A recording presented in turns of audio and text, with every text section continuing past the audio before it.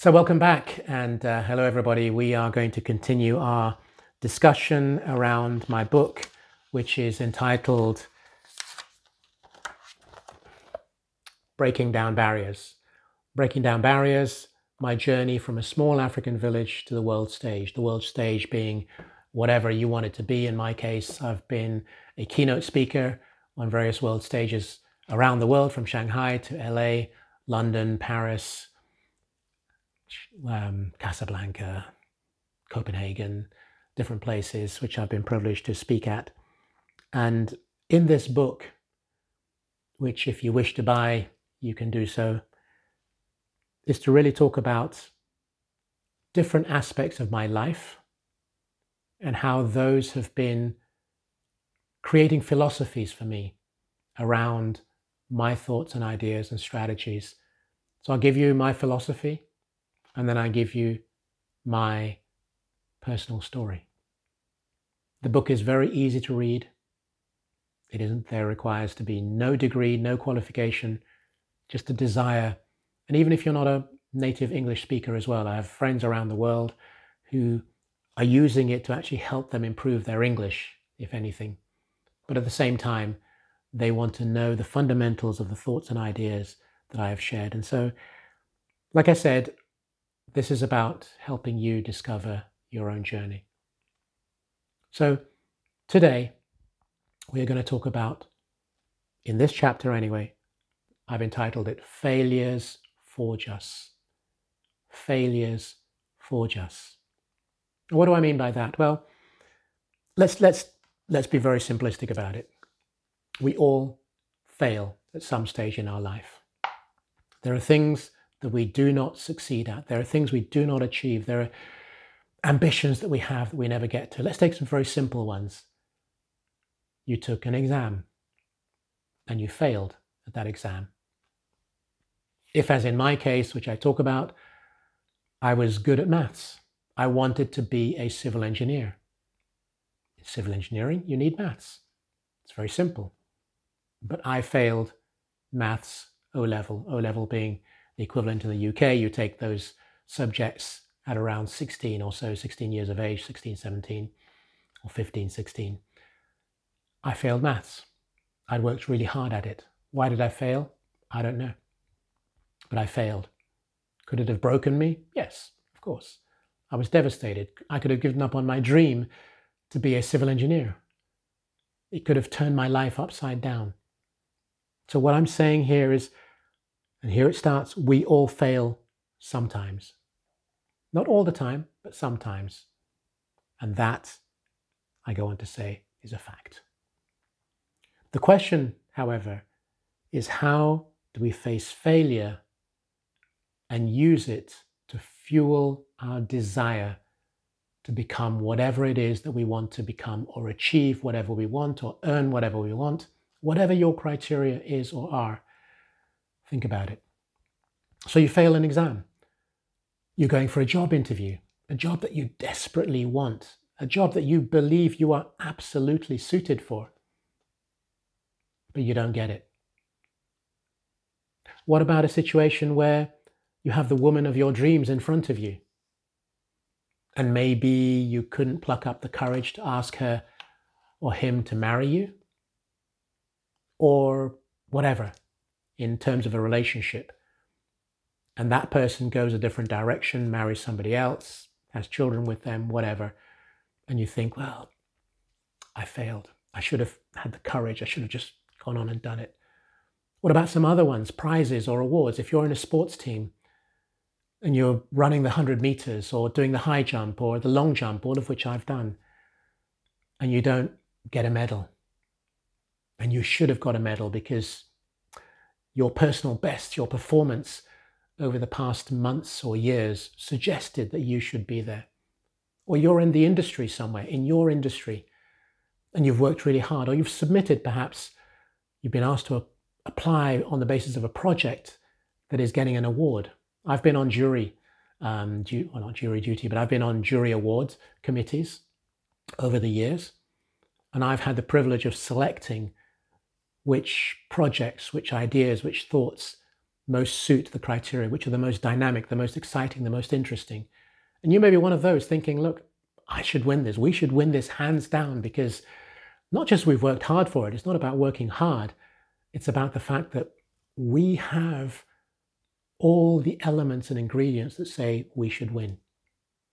But you don't. How do you feel about that? What about an idea? You have the most amazing, incredible idea that you are putting forward, but it doesn't get bought into, either by your boss if you're in the corporate environment, or the bank if you're looking for funding for a project.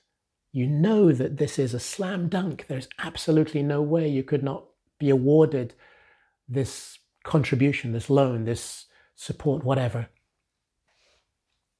All those are elements where you can perceive failure. There are many others that you can list. You can go through the list yourself. My point is, failures forge us, because you have to flip it and say to yourself, that was tough. That hurt. I had this. This was mine. This was mine to lose, as it were, mine to give up, and yet somebody took it away from me. I say, whatever the reason for that failure, it often leaves scars on us. Sometimes we never try again. We throw up our hands and we concede defeat. But failure does not mean the end, nor does it define us, nor does it define our ability to succeed.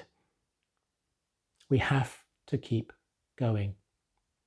Because you see, nothing is final until we finally throw up the white flag and we go, I'm defeated. I can't do this anymore. I can't take it.